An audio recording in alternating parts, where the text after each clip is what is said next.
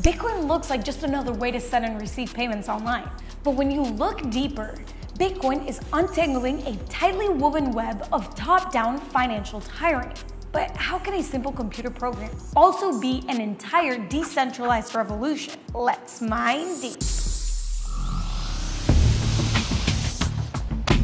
Bitcoin is more than a sum of its parts, and its consequences reach far beyond its immediate users. In fact, you don't have to touch Bitcoin at all to benefit from it. You can hate it with all your heart and never touch it once.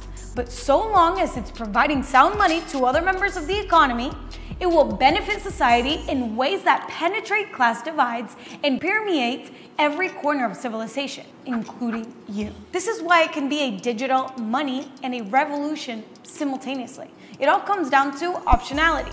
All revolutions stem from a desire to widen the array of optionality in a particular direction. The French Revolution afforded the French the option to elect leaders instead of having their leadership position permanently occupied by a monarch. The American Revolution gave Americans the option to disregard the taxation without representation of the British Empire. And the Bitcoin Revolution is giving the whole world the option to disregard the rule of the monetary establishment.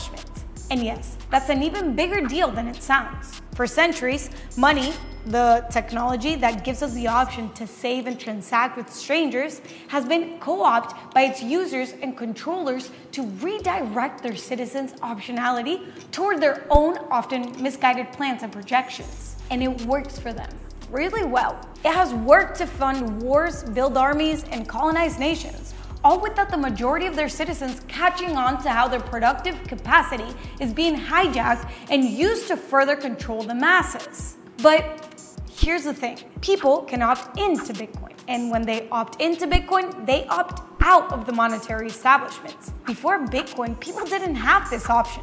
So why should you care? Because Bitcoin isn't coming, it's here. The world of power is a world of leverage. And when citizens had no option but to accept the ever-encroaching financial oppression of the monetary establishment, the establishment had near infinite leverage.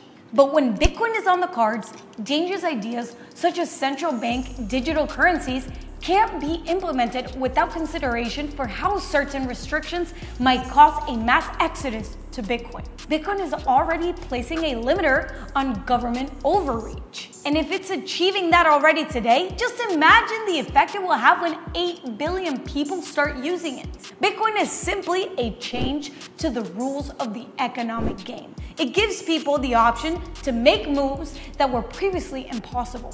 And the magnitude of the effect that will have on the world is hard to fathom and even tougher to predict. It's just way too early to tell. But one thing is certain, when we know what happens for sure, it will be no longer early.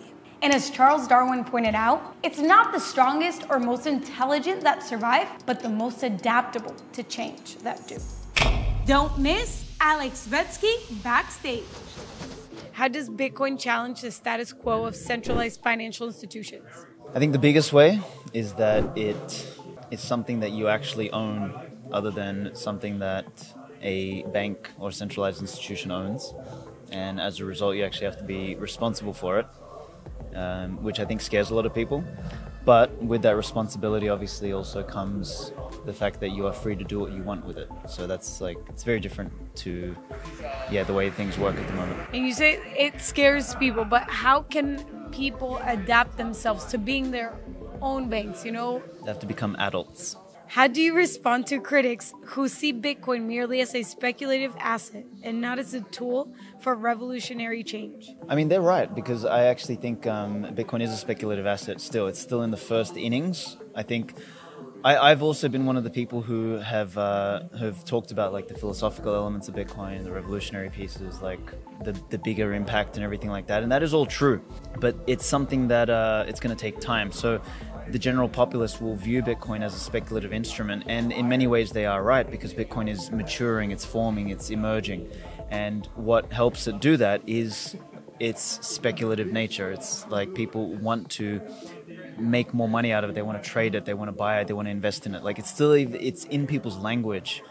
and I don't think that's going away until Bitcoin matures enough such that it's not as much of an investment or a speculative asset. And that's just going to take time. There's no way for us. It's sort of like you got a string, and if you push on the string, it's not going to move the string. Like, time has to pull it, and it's going to take time. It's going to take a number of generations. And do you think time would tell, or it would be something catastrophic has to happen for people to adopt Bitcoin? No, the catastrophic things are going to continue to happen. That's the thing. So it's not like people always think that it's one thing that like changed everything, but it's the more accurate interpretation is it's the straw that broke the camel's back, right? So it's Bitcoin just needs to literally just do and be what it is today consistently, and just not change, because as things get uncertain in the status quo in the current world, Bitcoin will be this heartbeat of certainty. It'll be the only thing that remains certain. And as other things break down, people are going to seek safety. They're going to seek certainty. They're going to seek, some sort of solid foundation. And that's all Bitcoin needs to continue to do. But fundamentally speaking, like it's a time thing.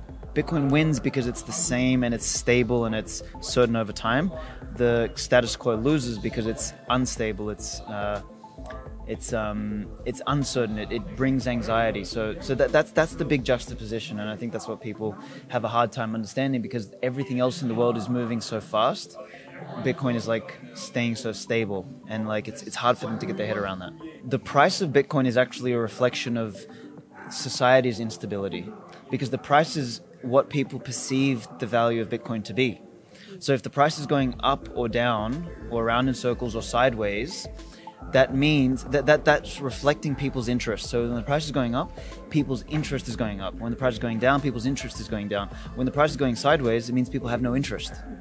So it's not that Bitcoin's volatile, it's people's interest or relationship to Bitcoin is volatile, and that's what represents the price.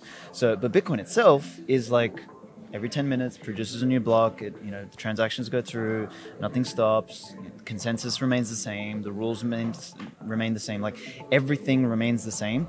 It's our projection onto it. And it's, I guess, because society is so uncertain and so unstable, like we project all of that uncertainty and stability into Bitcoin, but we can't affect the Bitcoin rules themselves. We just affect the price of Bitcoin. So that's why the price looks so crazy. But on net, and this is the important part, is on net, the price grows in these waves, and that's going to continue to happen until it is so valuable that the sort of the growth waves will diminish a little bit, and what will happen is people will have a different level of trust for it, which will be higher than what it is today. Even ETF or not, it's not really your Bitcoin. Correct, exactly. It's just, the ETF is just using Bitcoin as a financial instrument and treating it in the same way as we treat money today, and that's obviously no different.